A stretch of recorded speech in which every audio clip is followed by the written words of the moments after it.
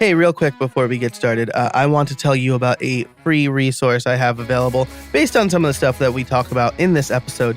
It is 5 tools to help you build websites faster, and you could find it over on the show notes for this page, howibuilt.it/166. So you're probably going to head over there anyway because there's going to be lots of great resources, but definitely if you want that free PDF, 5 tools to help you build faster websites, it is over at howibuilt.it/166. Okay, let's get on with the show.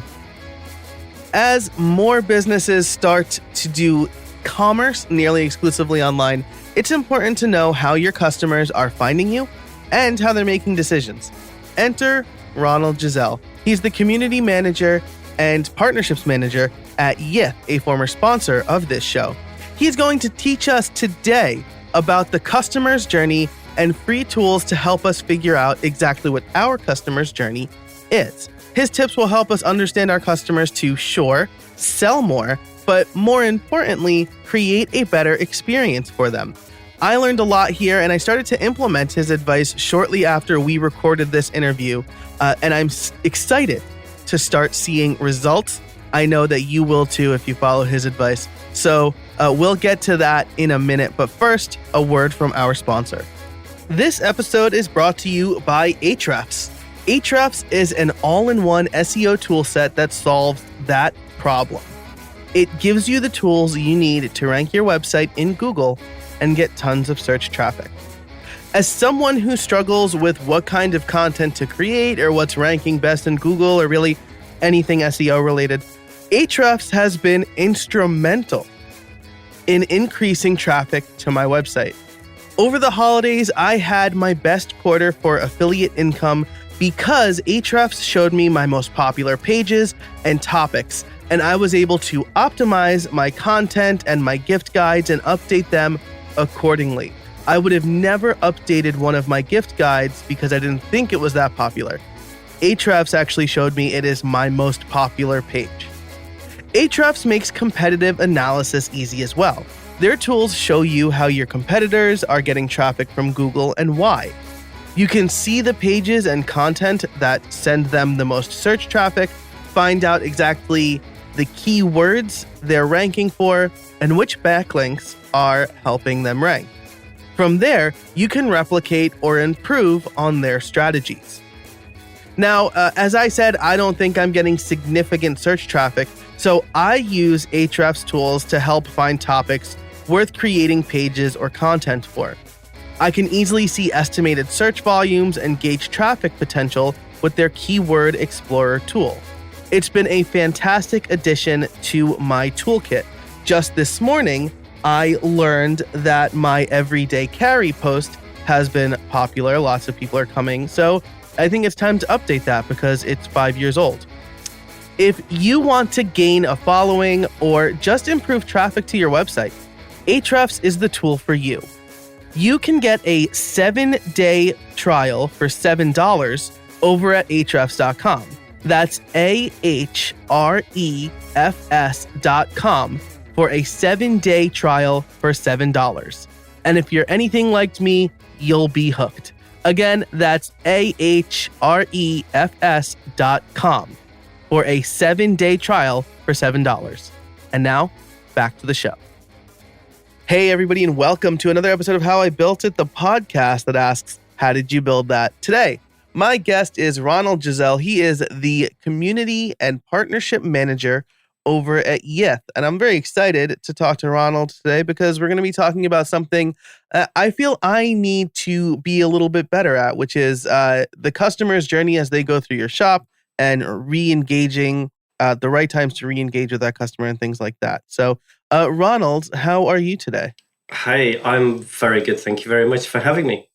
Yeah, thanks for coming on the show. Now, full disclosure for those listening, Yith is a sponsor of the show, and but that's not the reason I'm having Ronald on today. I'm excited to kind of learn more about this conversation, about this topic, I should say. Yeah, no, that's really my idea, to help business owners, but also freelancers, to make more sense of an e-commerce journey and sort of pick out a couple of really good little tips that they can apply to their own business or help customers. Fantastic. Yeah. So why don't we get into it with a little bit of background information about you, so we can talk about kind of who you are and what you do. Sure. So I'm fairly new to the Yith family, and it's very much a family. The founder is Italian. He's the company started in Catania in Sicily. Half the company is now based in Tenerife, and the remaining 50% is still in Catania. So I am based in the UK. I joined them about 4 months ago. Before I joined them, I ran my, let's call it, micro web agency, because it's micro in the sense that it was me and my wife and a few freelancers that we had to call upon. We looked after many WooCommerce stores in particular. Part of that was also getting traffic to these stores. So I qualified as self-qualified with advanced Google Analytics, applied that for many, many years. Webmaster or Search Console, as it later changed to. And I also was a Google partner for Google AdWords or Google Ads now. So all those different skills together combined, I think I can paint quite a good picture for many of the listeners. Yeah, that's fantastic. So did you say 4 months? Yes, officially since January. However, okay. I did some work for them in the past, especially attending WordCamps where we met. Okay, cool. I was like, I could have sworn you were working in the booth before that. At a WordCamp we met. I was like, oh no. So that's fantastic. Well, first of all, shout out to Sicily. I am part Sicilian. I am 100% of Italian descent. Wow. And I know that's a rarity these days, and I'm very proud to be able to say that. So, but you're based in the UK. You ran a small agency. You were also a Google partner, and so Yith focuses on WooCommerce extensions, right? So they are the number one independent WooCommerce extension. Very much so, yeah. So they let me go back a little bit back to the history of how it started. So Nando Pappalardo, who's the CEO, he worked for an IT company. In 2008, he came up with the idea to use some of the trends in web development that were being seen in the US, in the UK, where they were a little bit further ahead, and writing blogs about it. Lots of blogs, technical, a very dedicated plan he executed. So in soon after that, he released his first themes, which were designed by his wife, who's an amazing UX designer. The themes went down really well. They were being sold on ThemeForest, and in years, they literally sold millions of them. They were for a long time the number one theme seller on there. With those themes, and you probably remember that, they came loaded with lots of plugins and functionality. So that if you had an all-in-one solution that was ready to go, if you have a restaurant, here you are, here's a restaurant with everything loaded. But over time, these functionalities separated from the theme. So these plugins, first one was the Ajax search and filter. They became standalone products as they are. So that's where the journey of WooCommerce plugins started for Yith. The Yith stands for Your Inspiration Themes. But it's a lot less themes and a lot more plugins. We have over 100 now in our catalog. Wow. Yeah. A lot of our users make use of the club membership. So you have access to all the plugins, and you can load them on 6 or 30 websites. But the red line in all of this is it's all about creating this customer journey from start to finish. So plugins include the search, displaying products in a nice way on your website, to different checkout methods, payment methods, also a lot of admin tools, PDF, invoice generation, and so on. So anything in between those those sort of plugins. Yeah, absolutely. And so you mentioned the customer journey again. So I'd love to get into this. I am an online educator, and I always talk about the learner's journey when you're putting together a course, right? You want to make sure that they have a problem, you're solving it through whatever actions they need to take to solve it, and that they have a very clear path.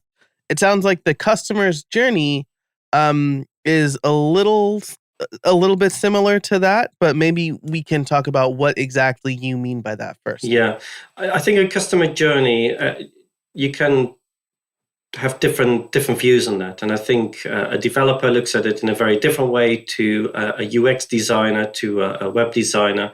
I'm taking more of the stand as a sort of a data analyst and look at key points. Now, I appreciate that what I'm about to sort of share and tell, you need to know a little bit about Google Analytics. If not, I think this is the key point to come back to the podcast and say, hang on, what was he talking about?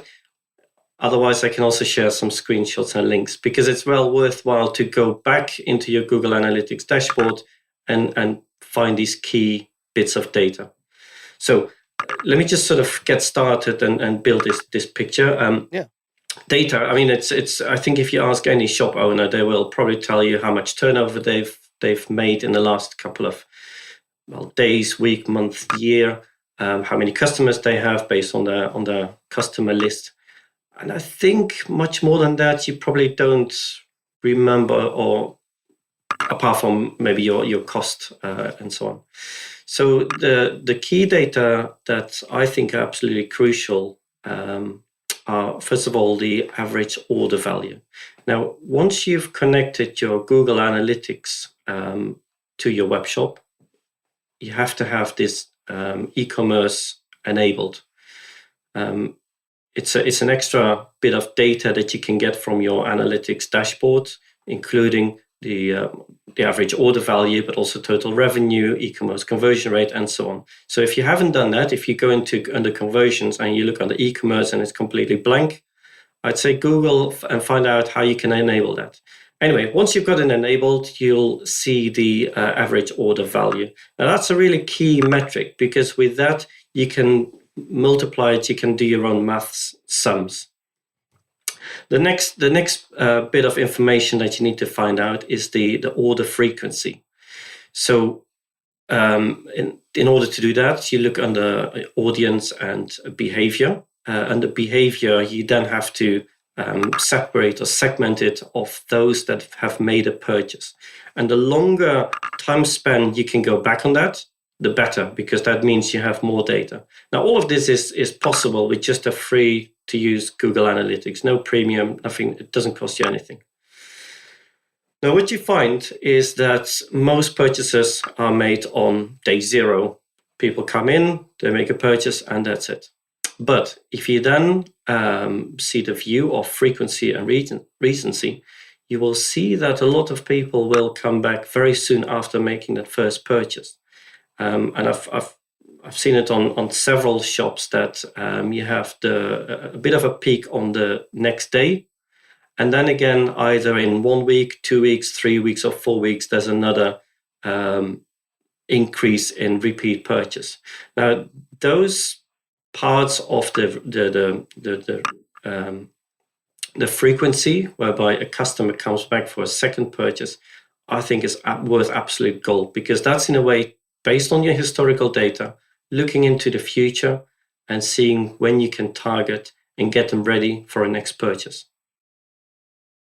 Gotcha. So I'm gonna stop you right there for a minute, because there's a couple of really good pieces of information there. First, that you're finding out all this information with the free version of Google Analytics, right? So I'll find a video to link to for you to enable e-commerce data. And you're right. If I go into my WooCommerce shop, I can look at like sales and revenue and churn for memberships and stuff like that. But the things that you're talking about are things that I haven't really paid attention to, which is order frequency. When do they come back after they make that initial purchase? And like you said, those are important because you can start to prime them to make the next purchase. Exactly. When they're ready. It's the glass crystal ball looking into the future. And you know exactly when a certain percentage of your customers comes back. Yeah, which is great. Yeah. And I'm sure like there's probably a lot of marketing around that. There are some brands that email me every day with the same sale, but there are some that will email me like 2 weeks after I make my first purchase. Hey, how did you like that purchase? You might also like this. Maybe in 2 weeks' time, I'm ready to make another purchase because I love the first one so much. Exactly. And those emails, especially by the big companies, they're no coincidence. And they have big data sets and machine learning that will help them predict these sort of things. But most people can't afford several $1,000s per month in these suites of marketing machines. So, these couple of little tips, I think, are worth gold for the small and medium-sized businesses. Now, the next one is attribution views. It's quite a new little thing within Google Analytics, and you'll find it in your bottom left corner, and it says with the label attribution. When you click it in the first time, it will ask you to activate it, and then it takes you 72 hours to activate it. Now, once it's activated, and then you start experimenting with it, you'll see a whole new level of data. And again, it's there. It's free to use. You just have to activate it. So one of the things you can then see are conversion paths. It will tell you how, what was the first point of contact with your shop? What was the second? Was it through email marketing? Was it through direct affiliate and so on? And another one is the conversion path length. So how many touch points a customer needs on average before they convert in buying a product. Most people will think it's the one time. It's that one Google ad they hit and purchase something, because that's what Google says has happened. You've had so many clicks, you've had so many purchases. But actually, at least 30-40% need more than one touch points before they make that purchase. Because think about it yourself. If you buy a pair of shoes, well, you go to one shop, you Google it again, you go to another shop, you compare prices, you might leave it, and then somebody's hitting you back with a abandoned cart email. So it's all happening in your own behavior when you go to when you go online shopping. So understanding your own customers and how they behave with your shop, it's another way of looking into the future and targeting that. I mean, I've looked at a shop where somebody actually, I think it's 1%, but they needed about 50 touch points before they made that purchase. So, wow. they will come back eventually. You just have to be there and keep reminding them, because once they've made their first purchase, they are their customer potentially for life.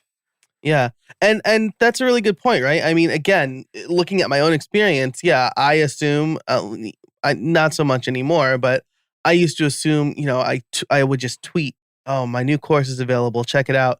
And I expected people to click on that tweet and then buy the course. But that's not the case, right? They need to understand the problem I'm solving. They need to be ready to purchase. Maybe they're not ready to purchase. Again, looking at one of my favorite brands, UntuckIt. They make fantastic button-down shirts for men of a certain build. And I saw their ad during a baseball game, and then I saw their store, and then I checked out their site, and I think it was by the fourth time I was ready to buy a couple of shirts from them. So I think that those little pieces of information you're giving us about customer behavior is so, so important, because it's not just if you build it, they will come. It's you have to prime them and convince them and then make them a customer.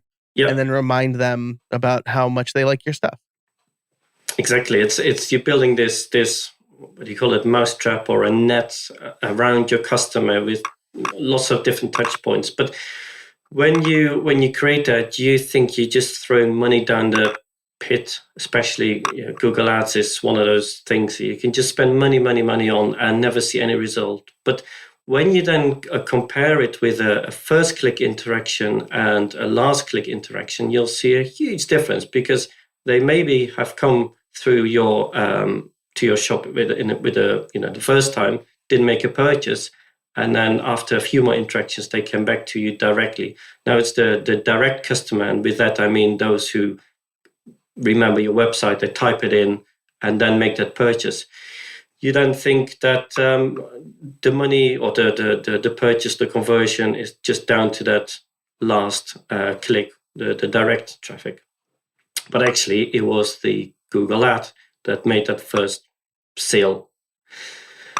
In Google Attribution View, it's really amazing. You should really check it out because you can see all the different paths and how many conversions have come through it. I mean, I'm literally looking at one now of a customer, and I'll just quickly run through it. So this is the journey from start to finish, and I'll run through it really quickly. So we have referral, organic search, referral, 2 direct visits, another organic, direct referral, direct organic, direct email, and 3 more direct. And then they made the purchase.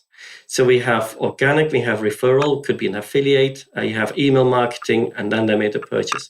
So each of those touch points do take a little bit of a share of your investment in acquiring the customer. Now, we talked a little bit about the sort of the different scenarios of acquiring a customer, and every shop will have a value put against an acquisition, whether it's a marketing budget or Google ad budget, or even going to speak at a conference. There is money allocated in promoting your business and bringing people in. So here's a scenario. You have a one-time customer. The value is $100, and the investment to acquire this customer is 20%, so $20.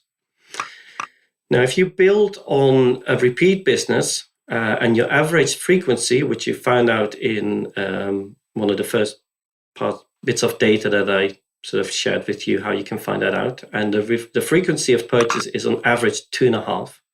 So that average order value of $100 now has actually on a lifetime become $250. But the investment to acquire that customer is still at $20, but on per order that now has gone down to 8%. So here's the third scenario. You now realize that the acquisition in real terms only costs you 8%. Now, if you are prepared to increase your investment a little bit more to, let's say, back to 20%, and become a little bit more aggressive in acquiring the customer, you can position yourself much higher above your competition, because you are focusing on getting that customer the first time and then focus on repeat business. The classic example is Amazon. I mean, Amazon gives things pretty much away for nothing.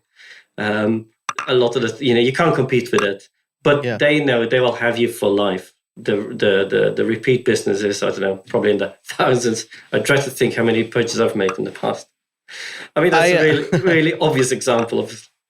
Yeah, I every so often I like to download you can download everything that you've ever purchased off Amazon in a CSV. So I like to check in and see how much I've spent with them over the years. And it's staggering. But so everything you're talking about right now goes back to, I think, an important it's not a theory, it's an important axiom of e-commerce, right? Which is the easiest person to sell to is your current customer. Exactly. I've heard time and time again on this show, too many businesses focus too much on acquiring new customers when they should really focus on taking care of and marketing to their current customers, because those people have already bought into what you're selling. Absolutely. But I'm saying also, and I completely agree, that because you have this much higher value customer that you've managed to retain, you can therefore spend a little bit more in acquiring the customer in the first place, because you'll get a much higher value out of it in the long term. Yeah, right. That makes sense, right? It gives you confidence, yeah. Yeah. You're saying it might cost $20 to acquire that customer off the first purchase. But over time, as they buy more stuff from you, that cost per acquisition goes down. And so that initial number doesn't look so bad over time. So it's really a balancing act, right? Right. So really all you need to know is the average order value, your frequency, and your the customer's shopping behavior. And if you're confident with that, and that's based on your historical data that you can find out through Google Analytics or for free, you can be a lot more confident in acquiring your customer and looking after them. So next part I want to talk to you about is the actual customer journey and how it starts. I know it's very theoretical, but by keeping it open, you can sort of imagine that in your own scenario, whether you run a shop or whether you sell services online or do some sort of or you create make downloads available through an e-course, for example. Mm-hmm. So the acquisition, people come eventually onto your site, whether that's the first time, third and fourth time, they eventually add a product or service to a basket in order to check out. Now that's your first, a really good moment to increase the average order value already, because we said on average is $100. But if you can increase it by 20%, that acquisition still costs you only $20 the first time on average. But if you increase that by 20%, the actual acquisition already reduces. So ways of doing that, the most obvious ones is, of course, upselling. If you like this product, you like that product. But what I've found through all the years of working with e-commerce is that's never utilized enough, because WooCommerce, especially, you will have your product underneath it, recommended products. Very few clients I've worked with fill that in correctly, and that's it. And from then on, you will not be reminded of any other product, whether it's in the shop, whether you can find it or not find it. So looking at that whole journey of all the different moments before they've made that purchase, to upgrade the order when you're on a basket, whether it's a pop-up because you've put this item in your basket, maybe you want to upgrade. Why not buy another one and I'll give you 20% off? Or most people who like this also bought that. Oh, really? I didn't even see that in the shopping catalog. Great, I'll have that. Whether that works or not, even then there are more opportunities, because once you've checked out, you paid for it, you come onto a thank you page. Again, it's a great sort of moment where you can suggest something else. Whether you buy dog food and you then sell dog bowls or placemats, for example. The likelihood, and this happens over time, where you can apply the science or your analytics on that, you can figure out what the sort of the additional product can be. When people purchase product A, they might like product B. Gotcha. So right here we've got a few touch points, right? Once you get the customer in the door and they are ready to buy something, they put something in the cart.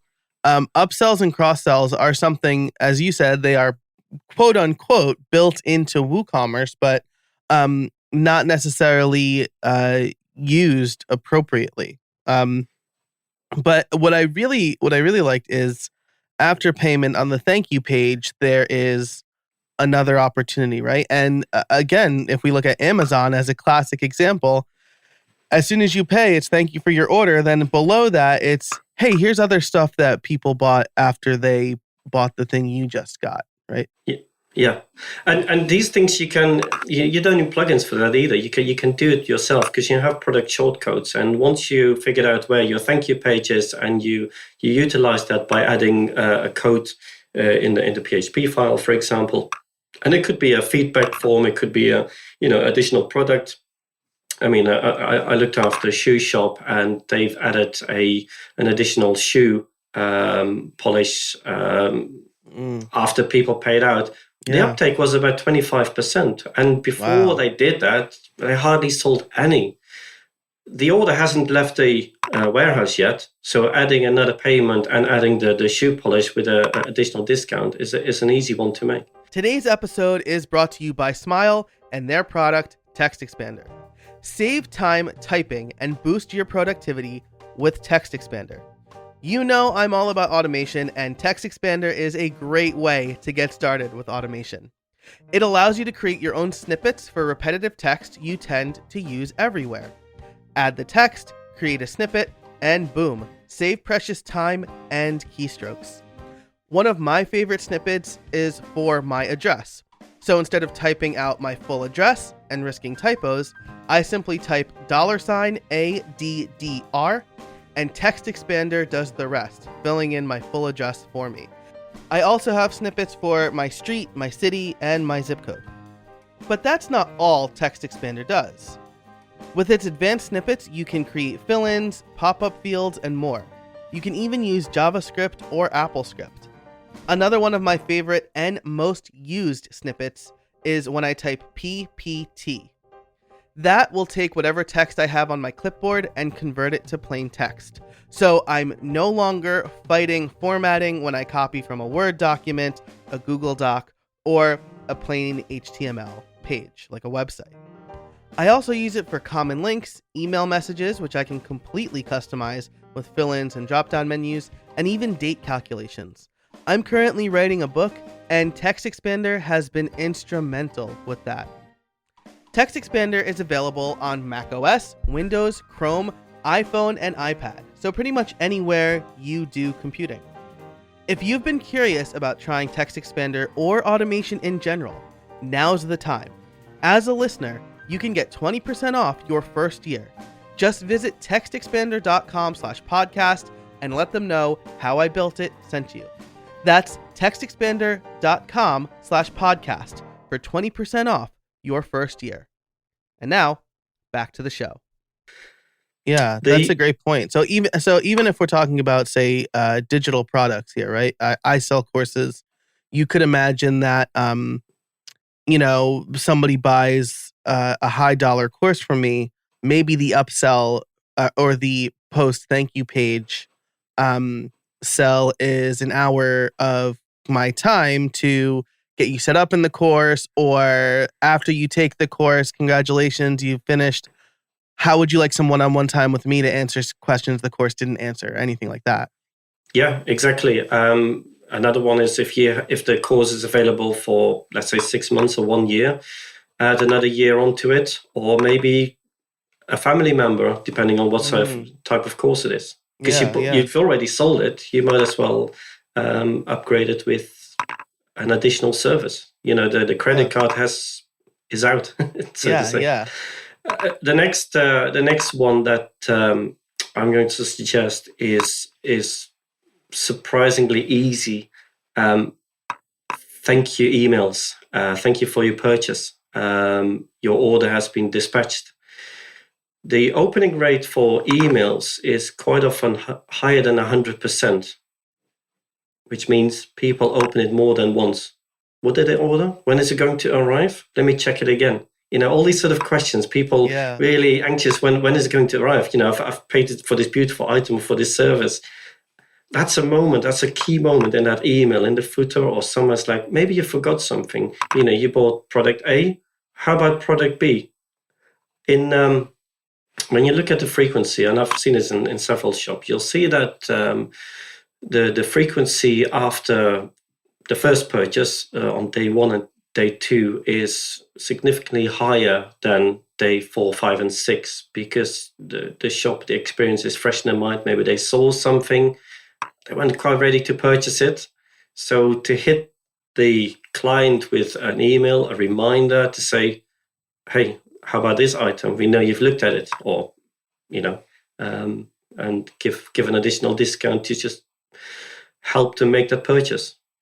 Yeah, right. And that goes along with another psychological phenomenon, right? That somebody makes a purchase, a second purchase doesn't seem so bad, right? Especially if the second purchase is less than that first purchase. Absolutely, yeah. So, really good example. When we bought our house in May, I spent like $1,000 on new office equipment and stuff like that. And I thought, well, I just shelled out so much money on the house, I might as well invest a little extra to make my office exactly what I want it to be, right? Absolutely. It's classic. And I think it's a lot easier to get for people to spend 2 times $5 than 1 time $8.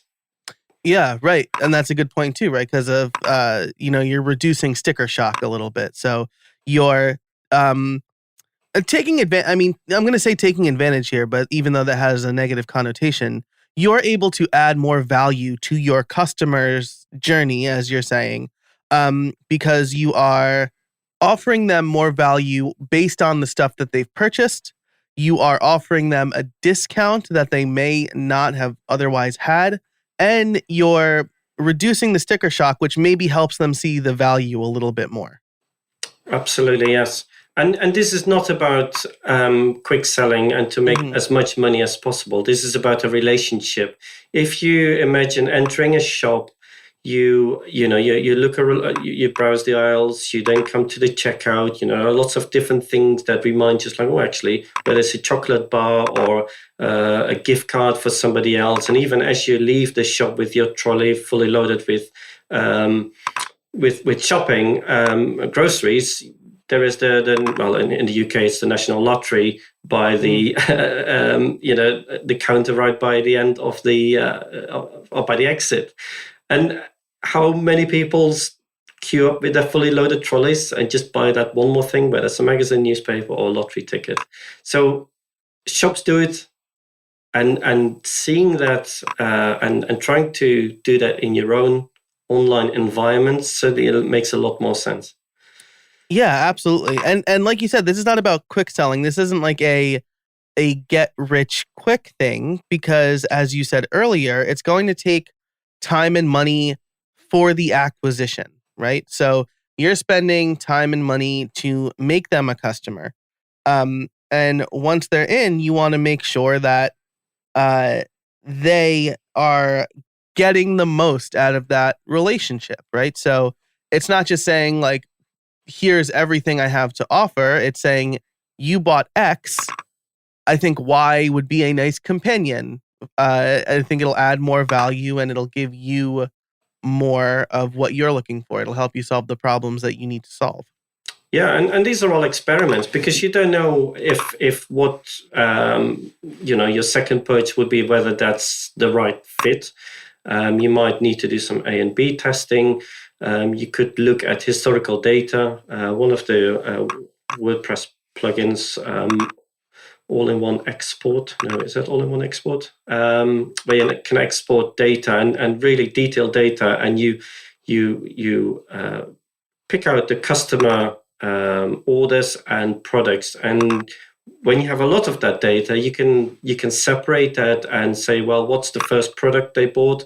How soon did they come back? And what was the second product? If you have lots of customers, you can see patterns. And based on that, you can then apply that into your upsell and cross-sell. Yeah. For most shop owners, it's probably an obvious one, but if it's not.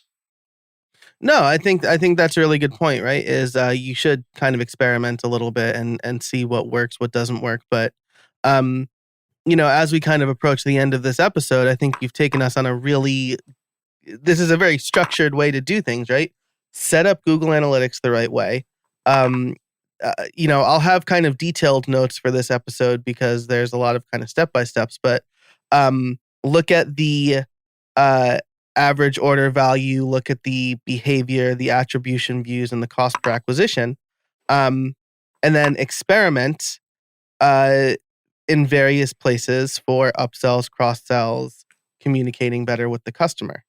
Yeah, exactly. And as you gain experience, you become a lot more confident in building up this relationship with the customer, because with the order frequency, you can also see that a lot of repeat business is made after 2 weeks, or maybe it's 1 month. So then using some sort of email marketing tool, whether it's free to use sort of MailChimp or a more advanced Klaviyo or ActiveCampaign, and then applying that science into the customer journey, and then do exactly the same. Hit them again with the day after with some sort of thank you email, 2 weeks later after that, and so on. So your repeat frequency buying cycle of your customer increases, making the cost to acquire them a lot less. Yeah, that's just to touch on that again. There are, I haven't used MailChimp in a long time, but the email marketing tools I do use, like ConvertKit or Jilt, do allow for things like that, right? So in ConvertKit, when somebody makes a purchase in WooCommerce, they get tagged with that purchase. And then I could set up a sequence to email them that day, thank you for your purchase. The next day, hey, have you logged into the course yet? I think you should really check it out. And then if I know that they're likely to buy an hour of consulting or a follow-up course in 2 or 3 weeks' time, I can tell ConvertKit, email them in 3 weeks and say, hey, hope you're enjoying the course. If you have any questions, let me know. By the way, if you want some one-on-one time with me, you can buy it. I think absolutely. And then you don't mind to spend a little bit more on a premium tool. Jill is, a great example of that. Absolutely. Awesome. So as we wrap up here, you've given us a lot of tips, but let's say that somebody they've recently set up their WooCommerce shop.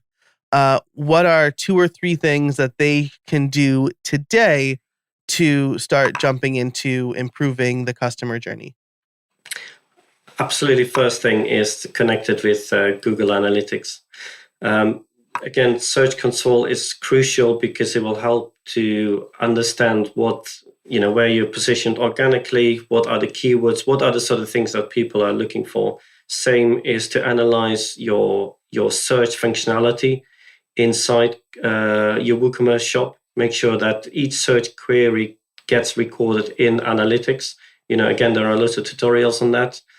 And then it's applying the tools to improve your WooCommerce shop. One by one, bit by bit, look at first finding the right product, upselling it, abandoned cart, throughout the checkout, thank you page, an email reminder, or whether it's a confirmation of an order and dispatch, and automate and improve on the whole full journey.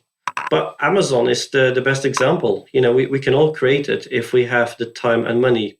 But that's one thing I found out that people overlook that. Look at the most obvious examples around you. Yeah, until you mentioned it earlier in this episode, it really didn't occur to me because, I think, I'm selling a digital course. So it's not really the same as selling physical products, but it is, right? You have somebody who likes what you're doing, who is giving you money to support that thing. And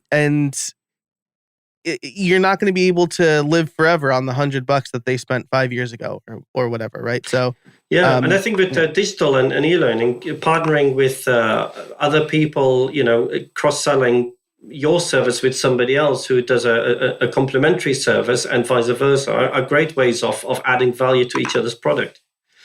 Yeah, absolutely. That's fantastic. We'll have to. I think we can talk about it for many more hours, but yeah, I think we'll have to have another episode talking about maybe e-learning specifically. But this has been great, Ronald. I do need to ask you my favorite question, of course, which is, do you have any trade secrets for us? You've given us so much, but is there some observation that you've made that will be very helpful to the listeners?